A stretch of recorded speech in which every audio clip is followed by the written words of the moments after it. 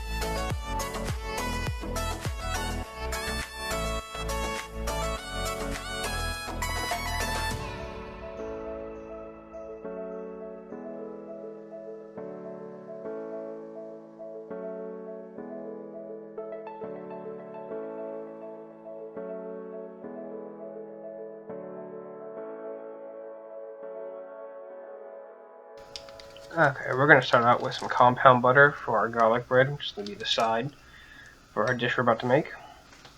I started with a stick of butter that I left out for about 2.5 to 3 hours so it'll get nice and soft so we can work all this in. I'm going to start here with some minced up basil.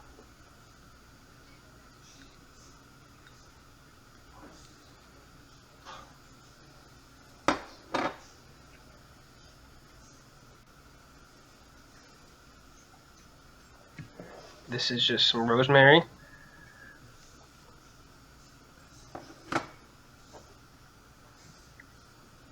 And this is parsley.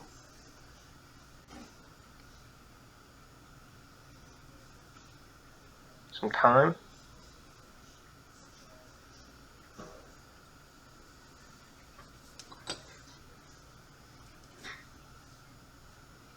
And a hefty amount of cilantro. This is just some minced garlic. I just used the can, it was easier. And you're going to mix all this up so you don't have any patches of either thick herbs or thick butter. You want it to be pretty evenly mixed.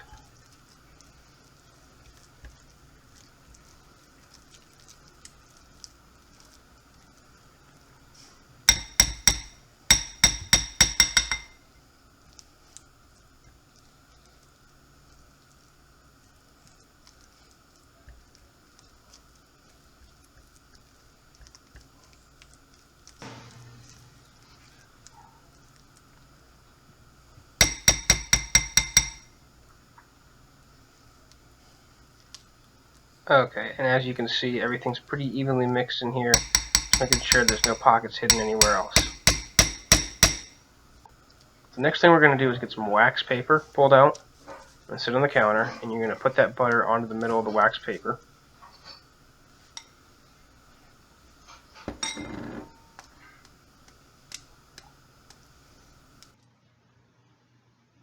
And we're going to roll it into itself, so when we put it in the freezer, it will reharden in a usable stick. This makes it really easy to cook with, or do garlic bread, or even hamburgers.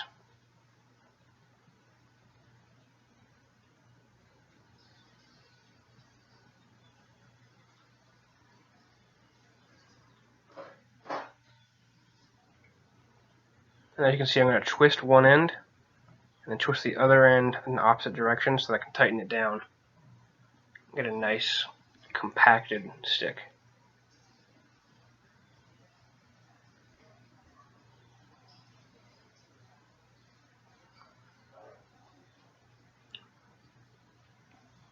And there it is, ready to go in the freezer for about half an hour.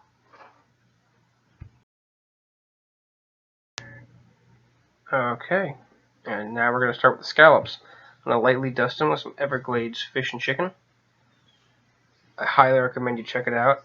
I can find it down here at Publix in Florida, but if you're not from Florida and you don't have Publix, you can go on their website and grab it.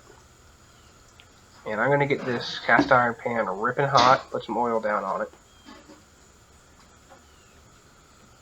Typically when you do scallops you want to sear both sides, but because they're going to go into a pasta, I'm kind of just looking to give them a little bit of color.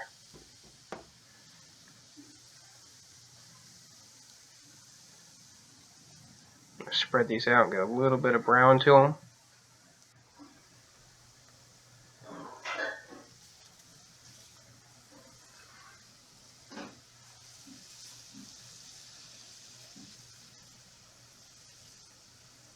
And now that I feel like they've got some pretty good color to it, I'm going to add about 1.5 shallots.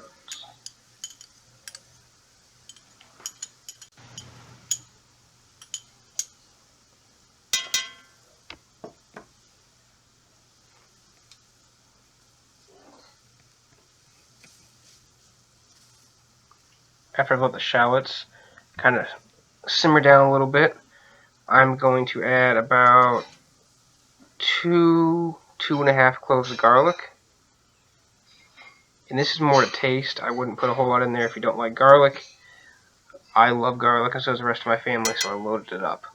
And honestly, it wasn't very overpowering.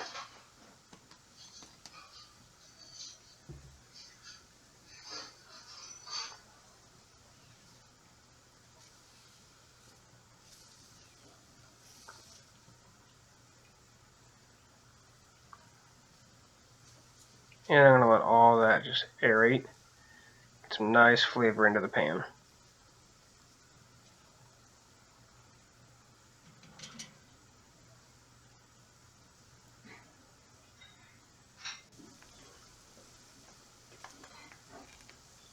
Okay, at this point, I'm going to start to add a little bit of white wine. And I use Moscato for this. It's very sweet.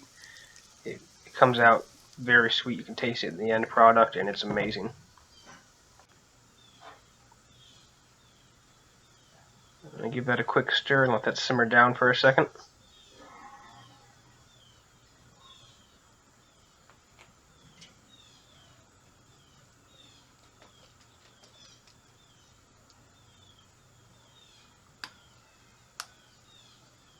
And to that, I'm going to add some heavy whipping cream.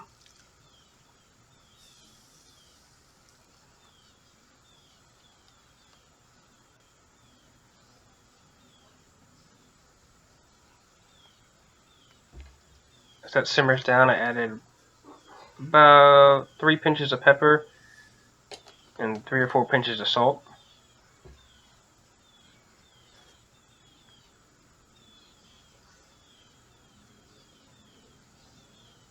And I'm adding half a stick of butter to this just to give it some extra flavor.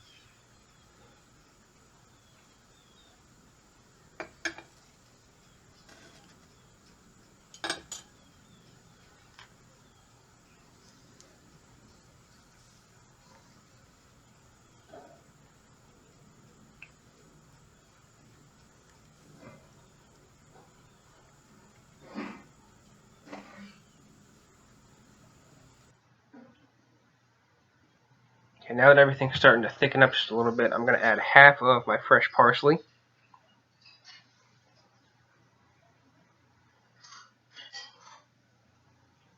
Some lemon zest.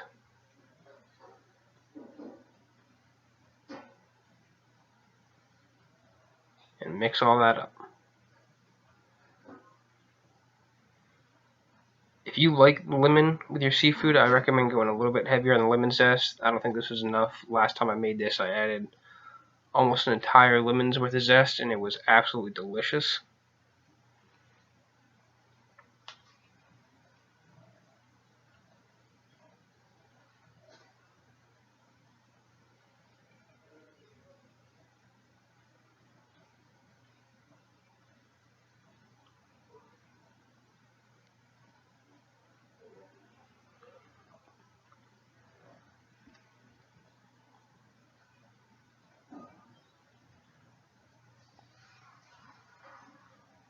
At this point, I'm realizing that I probably don't have enough lemon in there, so I'm squeezing some fresh lemon into the dish.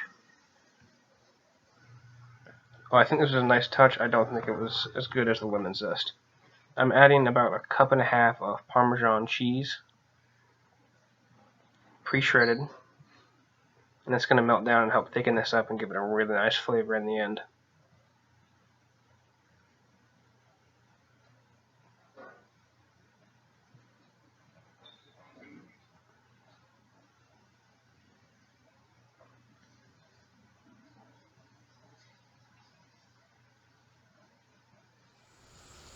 Okay, so now that is really starting to get boiling, I'm going to get ready to add my pasta, which I cooked inside, about halfway done. I did that, so by the time the dish was actually ready to be served, the pasta wasn't mushy and overcooked.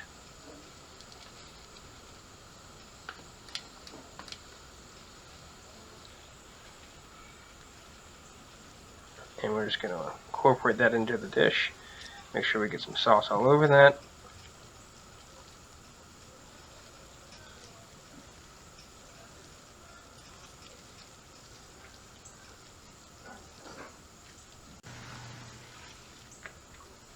As you can see, this is a little bit too much pasta for this, so it turned out good.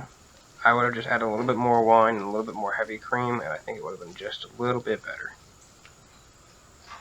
So now that that's all worked together, I'm going to spread it out in the pan and slide it to the indirect side of the heat. And it's time for our garlic bread. Our compound butter had frozen, so I put on small chunks across the bread itself, and I put it bottom side down just to heat it up and melt it a little bit before I spread it. And as you can see, I'm going to let it flare up and get some nice charcoal flavor to it. I think this really brought out the taste of the bread.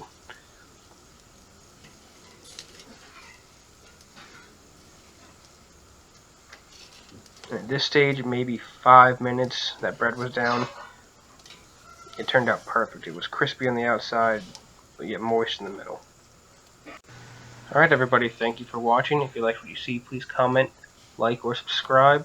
Let me know what you want to see next.